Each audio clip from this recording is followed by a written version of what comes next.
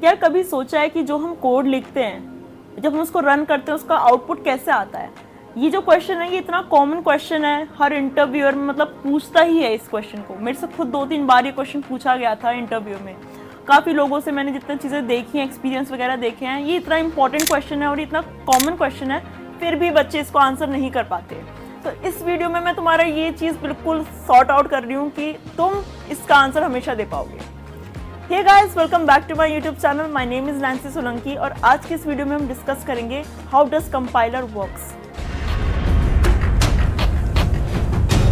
हम जो कोड लिखते हैं, हम लिखते हैं हाई लेवल लैंग्वेज में। वो हमारे लिए पढ़नी आसान होती है, हमारे लिए लिखनी आसान होती है, हम उसको समझ सकते हैं। बट जो हमारी मशीन है वो इस लैंग्वेज को नहीं समझ सकती है और ना ही वो इसे पढ़ सकती है।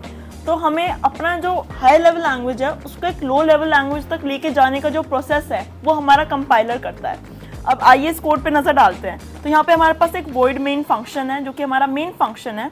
इसमें हमें दिख रहा है कि हाँ इंटीजर एक्स है और एक्स को हम आगे प्रिंट कर रहे हैं। ये हमारे लिए पढ़ने में कितना आसान है, बट अगर मैं साइड में ही आती हूँ इसके, ये अगर हम कोड देखते हैं, ये एक मशीन कोड है, ये ह्यूमंस नहीं समझ पाएंगे। उनको अगर इस चीज़ को समझना है तो उन्हें बहुत ही ज़्यादा टाइम वगैरह देना पड़ेगा इस चीज़ को समझने के लिए। तो इस झंझट से हमें छुटकारा पाने के लिए कंपाइलर्स बनाए गए हैं कि हम अपनी लैंग्वेज में कोड लिख रहे हैं और ये जो कंपाइल करना है उस कोड को, मशीन को कैसे समझना है, ये सारा काम कंपाइलर का है। तो सबसे पहला जो स्टेप होता है वो होता है लेक्सिकल एनालिसिस। ये एनालिसिस में क्या होता है, हमारा जो भी कोड है, जैसे कि यहाँ पे मैंने एग्जांपल ले रखा है integer x is equal to 4 + x, ये इसको डिवाइड करता है टोकन्स में। टोकन्स कैसे डिवाइड होते हैं कि मैं इंटीजर को अलग रखूँ, x को अलग रखूँ, इज इक्वल टू को अलग, 4 को अलग, प्लस को अलग, 6 को अलग और सेमीकोलन को अलग। और ये फिर हमें कुछ इस फॉर्मेट में दिखता है। अब ये जो टोकन्स बने हैं इनसे बनता है एब्स्ट्रैक्ट सिंटैक्स ट्री। ये जो ट्री है इससे पता चलता है हमें कि यार मोटा मोटा इस कोड में क्या हो रहा है, क्या क्या चीज़ें हो रही है। कोई कि जैसे कोई इंटीजर है x, अब हम उसे x के साथ एक प्लस ऑपरेशन परफॉर्म कर रहे हैं जिससे हम दो वैल्यूज़ को ऐड कर रहे हैं। ये चीज़ें हमें पता चल रही है सिंटैक्स ट्री से। ये सिंटैक्स ट्री हमारा यूज़ होता है सिमेंटिक एनालिसिस के लिए। सिमेंटिक एनालिसिस होता है कि जिसमें हम इस एब्स्ट्रैक्ट सिंटैक्स ट्री को पार्स करते हैं ये देखने के लिए कि यार इसकी क्या लॉजिक ठीक है, क्या इसका कोई जो ग्रामर है, जो सिंटैक्स है, कोई सेंस है इस ट्री का, कि ऐसा तो नहीं हो रहा कि हम इंटीजर की जगह स्ट्रिंग को रिटर्न कर रहे हैं, या मतलब जो भी चीज़ें सेंसिबल तो है ना। ये काम होता है सिमेंटिक एनालिसिस का कि हम जो चीज़ भी कर रहे हैं उसके पीछे जो लॉजिक है क्या वो ठीक है कि नहीं है। इसके बाद हमारा नेक्स्ट स्टेप आता है रजिस्टर एलोकेशन यानी कोड चेन। इस स्टेप में हम यूज़ करते हैं रजिस्टर्स को। रजिस्टर्स क्या होते हैं? हमारी सीपीयू की सबसे स्मॉलेस्ट और फास्टेस्ट मेमोरी को रजिस्टर्स कहा जाता है। ये हमारे सीपीयू की मेन मेमोरी में नहीं होते हैं, पर इनका काम होता है कि हमारी वैल्यू को होल्ड करके रखते हैं, उसे स्टोर करके याद करके रखते हैं जब तक हमें उसकी ज़रूरत है।